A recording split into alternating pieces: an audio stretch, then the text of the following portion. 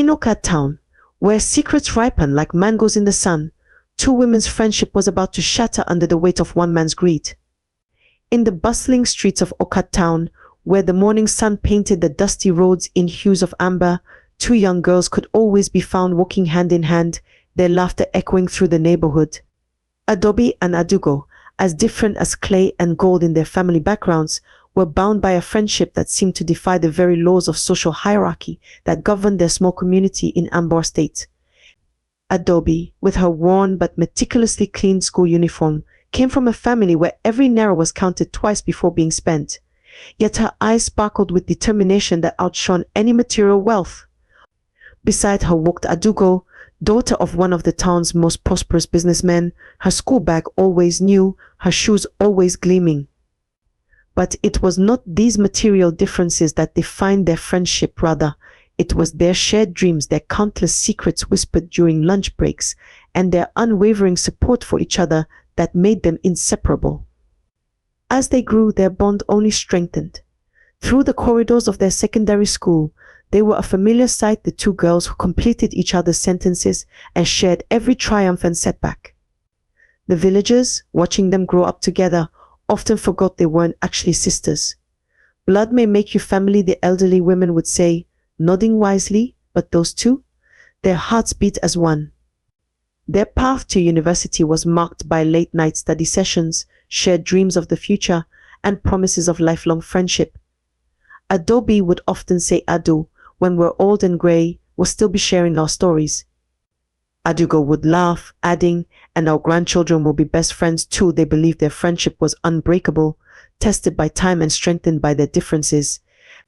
In their final year of university, fate began weaving a more complex pattern in their lives. Adobe, despite her academic excellence, faced the harsh realities of her family's financial constraints. Meanwhile, Adugo was being groomed to take over her father's company, her future seemingly set in golden stone. Yet even these diverging paths couldn't separate them, or so they thought. It was during this time that Obinna entered their story. A stockfish trader in the local market, he caught Adobe's eye with his gentle smile and ambitious dreams.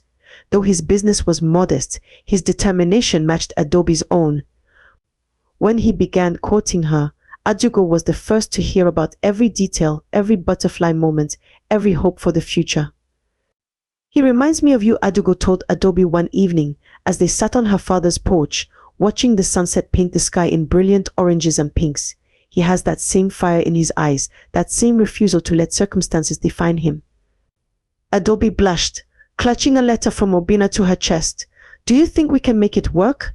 His business isn't doing very well, but he has such big dreams." "Dreams are what build futures," Adugo replied, squeezing her friend's hand. "And you, my sister friend, deserve every happiness."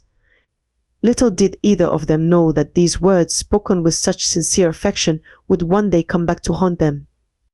As the sun set on their university days, none of them could have predicted how their lives would intertwine in ways that would test the very foundations of their friendship, or how the streets of Lagos would become the stage for a drama that would change all their lives forever. For in the years to come, the bonds of friendship would be tested against the temptations of wealth, the pull of desire, and the corrupting influence of greed. Their story would serve as a testament to how the purest of relationships can be tainted by the very human flaws that make us all vulnerable to our deepest desires. The traditional wedding ceremonies filled the streets of Okat with joy and celebration. Adobe, radiant in her coral beads and traditional wrapper, danced with a grace that made even the elderly women nod in approval. Obinna, watching his bride move to the rhythmic beats of the drums, felt his heart swell with pride. They were young in love and full of dreams that seemed within reach. The early months of their marriage brought the sweet satisfaction of building a life together.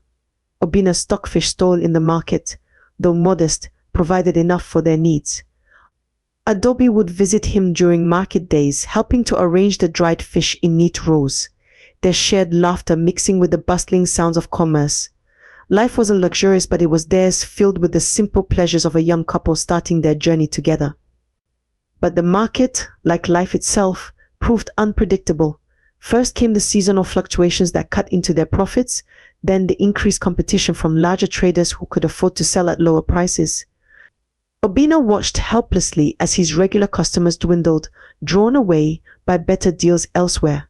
Each evening, he returned home with fewer sales and a heavier heart, the weight of his responsibilities pressing down on his shoulders. The birth of their first child should have been purely joyous, but it came just as Obinna's business hit its lowest point. Their second and third children followed in quick succession, bringing both boundless love and mounting financial pressure. The stockfish business, once their primary source of income, finally collapsed under the weight of accumulated debts and fierce market competition. In these darkest hours, Adobe revealed the steel in her spine. Long before the sun painted the morning sky, she would rise to prepare her pap and akara, the sweet aroma filling their small compound. Her children would watch, still heavy with sleep, as their mother transformed into a different person, no longer just their gentle mama, but a warrior armed with determination and a heavy container of morning sustenance. Through the streets of Okat she walked, her voice rising strong and clear above the early morning quiet, calling out to potential customers, hot pap, fresh akara. Her feet carried her from one neighborhood to another, each step driven by the thought of her children's needs and her family's survival. Some who had known her in university days whispered behind their hands about her fallen circumstances, but Adobe held her head high. There was no shame, she knew, in honest work. Obinna, stripped of his role as provider, found himself caught between admiration for his wife's strength and shame at his own inability to support their family. He watched as Adobe transformed their misfortune into motivation, her daily rounds gradually building a loyal customer base. Yet beneath their quiet evenings together, shared over modest meals with their children's chatter filling the air, ran an undercurrent of unspoken worries about their future. Hope arrived in the form of a message that lit up Adobe's worn mobile phone one humid evening. The familiar name of her old friend Adugo flashed on the screen, bridging the years of silence that had stretched between them. Adugo had made it big in Lagos, ascending to the position of CEO in her father's company, her success stories occasionally filtering back to Okat through whispered conversations at the market. My dearest sister, the message read, each word pulsing with the warmth of their old friendship. I've been searching for you everywhere. The subsequent video call filled Adobe's small room with Adugo's infectious laughter and tales of life in the bustling metropolis of Lagos. Through the pixelated screen, Adobe caught glimpses of a life that seemed to belong to another world: sleek office furniture, designer clothes, and the confident bearing of a woman who had climbed the corporate ladder. As Adobe shared her own story, the struggles with Obinna's failed business, her daily battles selling pap and akara, the challenge of raising 3 children in increasingly difficult circumstances, she saw something shift in Adugo's expression. The playful smile transformed into a look of determined concern. Come to Lagos, Adugo urged, her voice carrying the authority of someone used to solving problems. I can help you set up a new life here. There are opportunities everywhere in the city. The offer hung in the air like a lifeline thrown to a drowning person. But Obi, despite the desperation clawing at her heart, felt the weight of responsibility anchor her to Okat. I can't leave my children, she explained, her voice soft but firm. And a woman shouldn't abandon her home to seek fortune alone. Then, after a moment's thought, her eyes brightened with an idea. But perhaps Obinna could go first. If he finds work, we could all join him later. Adugo's response was immediate and enthusiastic. My 2-bedroom apartment has more than enough space. He can stay with me until he finds his footing. The plan seemed perfect, a modern fairy tale of friendship and redemption. The night before Obinna's departure, Adobe lay awake, her mind racing with possibilities. She imagined her husband finding success in the big city, pictured their family reunited in a comfortable home, dreamed of her children in better schools. Beside her, Obinna slept fitfully, perhaps already feeling the pulse of Lagos calling to him. What neither of them could foresee was how this decision would unravel the fabric of their lives. The 2-bedroom apartment in Lagos, offered so innocently by Adugo, would become the stage for a drama that would test the bounds of friendship, marriage, and loyalty. As Obinna boarded the bus to Lagos the next morning, Adobe's heart swelled with hope, unaware that she was watching the beginning of the end. Life in Lagos moved at a different rhythm than in Okat. In Adugo's modern apartment, with its air conditioning humming softly against the city's heat, Obinna found himself drawn into a world he had never imagined. Each morning, he watched Adugo transform from the casual woman in silk pajamas into the powerful CEO, her heels clicking confidently across the marble floors. The distance between this reality and his life in Okat grew wider with each passing day. At first, the betrayal crept in through small moments, shared glances over morning coffee, lingering conversations late into the night, the casual brush of hands while passing dishes at dinner. Adugo found herself looking forward to coming home, to finding Obinna there, his presence filling spaces in her life she hadn't known were empty. For Obinna, Adugo became more than his wife's friend. She represented everything he had ever wanted but never thought he could have. They eased their guilt by sending money to Adobe, generous amounts that arrived with clockwork regularity. Each transfer came with messages of encouragement: start a business, move the children to better schools, buy new clothes. The money became their absolution, a way to justify the growing intimacy between them. In Adobe's excited thank you messages, they found both relief and shame. It's not enough, Obinna would say, watching Adugo write another check. We should send more, but they both knew they were buying time, postponing the inevitable confrontation with their betrayal. Their first kiss happened on a rainy evening when the power had gone out.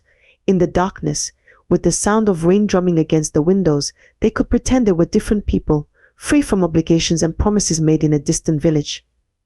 That night marked the point of no return, though neither acknowledged it aloud. The court wedding was a quiet affair, witnessed only by strangers. Adugo wore a cream-colored suit, Obinna a dark blue one that she had bought him. As they signed the papers that would legally bind them, Adobe's face flashed in both their minds, but they pushed the guilt aside, focusing instead on the future they were choosing. Their first child came within a year, a boy with Obinna's eyes and Adugo's smile. The second, a girl, followed 14 months later. With each child, they built another wall between themselves and their past, between Obinna and his first family waiting patiently in Okat. Back in the village, Adobe kissed her own children goodnight, telling them stories about their father working hard in Lagos to give them a better life. She didn't know that every night, in a comfortable apartment in Lagos, Obinna was telling different bedtime stories to different children, his betrayal now complete in flesh and blood.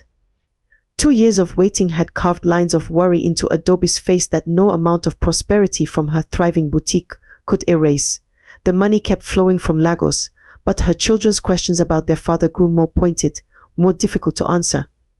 Each night she would scroll through old photos on her phone, trying to reconcile the man she married with his increasingly distant messages and vague promises of reunion. That morning, she made her decision. Without warning anyone, she boarded a bus to Lagos, clutching a piece of paper with the address of her friend's company. The journey felt like crossing an ocean of uncertainty, each mile bringing her closer to a truth she wanted to face. Lagos assaulted her senses, the cacophony of horns, the press of bodies, the towering buildings that seemed to scrape the clouds. She found herself standing before a gleaming corporate tower, its glass windows reflecting the harsh midday sun. This was Adugo's world now, so different from their shared childhood in Okat. The moment of discovery came with the cruel efficiency of a surgeon's knife. A sleek black car pulled up to the building's entrance, and Adobe's heart stopped. There was Adugo, stepping out in an expensive business suit, diamond ring catching the sunlight. And behind the wheel, opening the door for her with practiced familiarity, was Obinna, her Obinna looking more prosperous than she'd ever seen him, but somehow less like the man she had married. Time seemed to freeze as she watched them share an intimate moment, a casual kiss, a familiar touch, the easy comfort of a long-established couple. The world tilted beneath Adobe's feet as 2 years of lies crystallized into a single, devastating moment of clarity. Adugo, her voice carried across the parking lot, years of friendship and betrayal compressed into those 3 syllables. Both Adugo and Obinna froze, their faces displaying a kaleidoscope of emotions: shock, guilt, fear, and something that looked almost like relief. The confrontation that followed played out like a scene from a nightmare. Adugo's security guards hovered uncertainly as Adobe advanced, her voice rising with each step. "My friend? My sister? All this time?" The words tasted like ashes in her mouth. Adugo's response came wrapped in corporate coolness, a defense mechanism against the raw emotion before her. "It's not what you think. Well, actually, it is exactly what you think." She touched her wedding ring, a gesture that felt like another betrayal. "We're legally married now. He has a new life here. Obinna stood silent, caught between the two women, his face a mask of discomfort rather than shame. When Adobe turned to him, he couldn't meet her eyes. The man who had shared her dreams, fathered her children, and built a life with her in Okat had become a stranger in expensive clothes, playing chauffeur to her oldest friend. Your children, Adobe's voice cracked. They ask for you every day. But even as she spoke, she noticed the child seat in the back of the car, the family photos on Adugo's desk visible through the lobby windows, evidence of another life, another family, built on the ruins of her own. The return journey to Okat felt like a funeral procession to Adobe. She sat motionless on the bus, tears dried on her cheeks, watching the Lagos skyline recede into the distance. Her boutique, her children, her quiet life, all of it now seemed like a carefully constructed lie, built on money earned from her husband's betrayal and her best friend's deceit. Meanwhile, in the glittering world of Lagos, cracks began appearing in Obinna's perfectly crafted new life. Each business proposal he brought to Adugo's father was met with polite but firm rejection. The older man, weathered by years of protecting his family's wealth from fortune hunters, saw through Obinna's ambitious plans with the clarity of a diamond merchant examining a fake stone. My daughter may be blinded by love, he told his business associates, but I wasn't born yesterday. Every contract, every document, every business arrangement was carefully structured to keep Obinna at arm's length from the family's wealth. The young man who had once sold stockfish in Okat found himself trapped in a gilded cage, playing the role of a wealthy man's son-in-law without any real access to the fortune he coveted. Frustration began to eat at Obinna like acid on metal.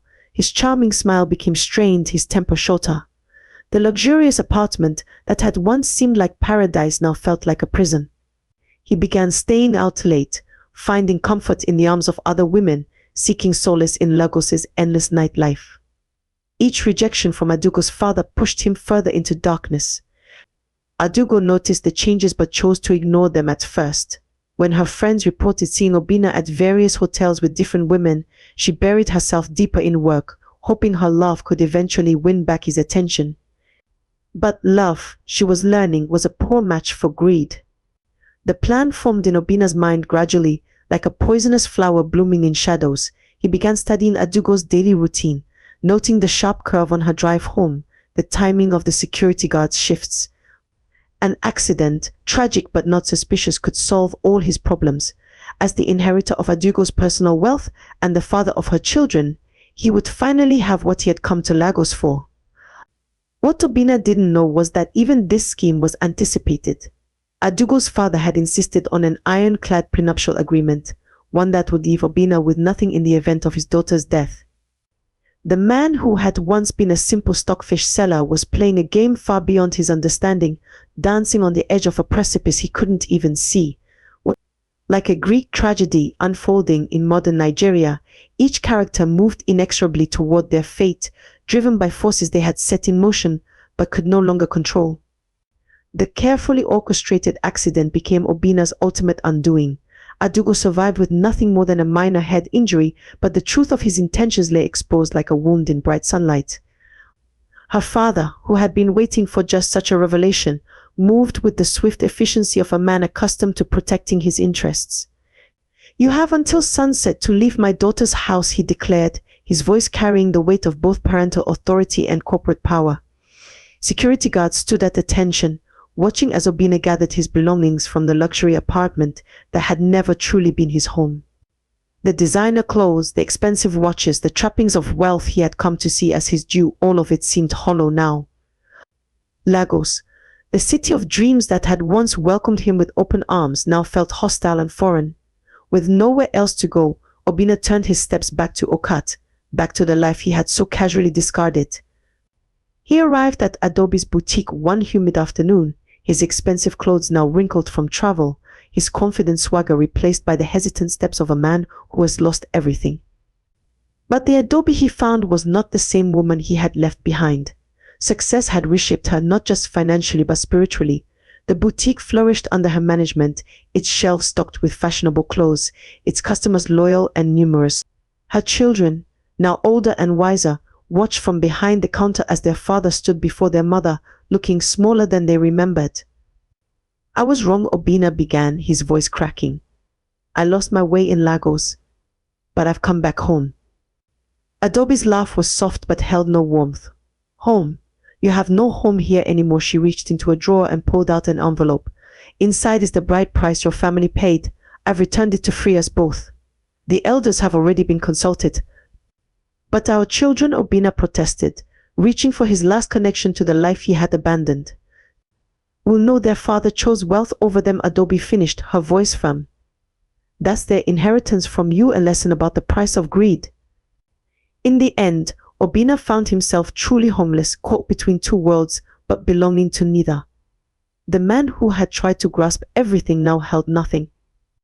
In Okat's markets, where he had once sold stockfish with pride, people now whispered about him, the man who had betrayed not just one woman, but two, in his endless pursuit of wealth.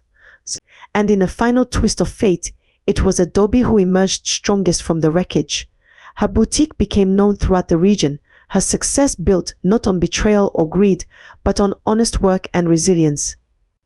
Her children grew up understanding that true wealth lay not in money or status, but in integrity and self-respect, a lesson their father had taught them, though not in the way he had intended.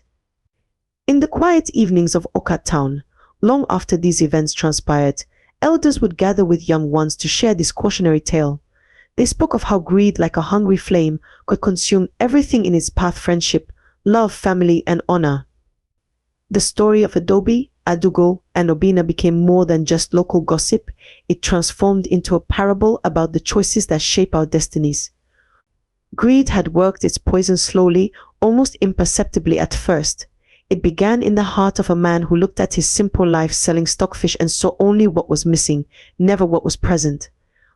Obina's transformation from a struggling but honest trader to a calculating manipulator served as a stark warning about the corrosive power of endless wanting.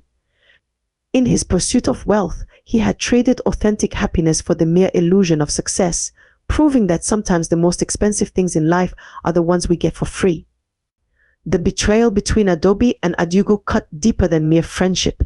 Their bond, forged in childhood and strengthened through years of shared experiences, had seemed unbreakable. Yet wealth and desire had severed what poverty and hardship could not. Their story reminded everyone that true friendship should stand as a fortress against temptation, not crumble before it. The village women would often say, a friend who takes your husband was never your friend at all, but a snake warming itself by your fire. The consequences of dishonesty rippled outward like stones thrown into a still pond. Each lie Obina and Adugo told created the need for more lies, until they found themselves drowning in a sea of their own deception. Their elaborate scheme to maintain two separate lives ultimately collapsed under its own weight, teaching that truth, however painful, is lighter to carry than the burden of continuous deceit. Yet from this dark tale emerged a bright thread of hope woven through Adobe's journey. Her story demonstrated that contentment, combined with determination, could build a more lasting happiness than any quick grab for wealth. While others sought shortcuts to success, she had turned her small business into a testament to honest work and perseverance.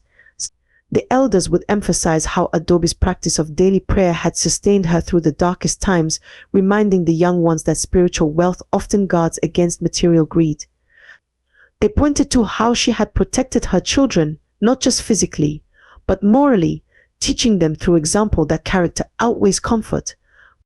In the end, the story served as a mirror, reflecting the choices each person faces to be content or covetous, loyal or treacherous, honest or deceitful. The tale whispered that true wealth lies not in bank accounts or luxury apartments, but in the ability to sleep peacefully at night, knowing you have maintained your integrity in the face of temptation.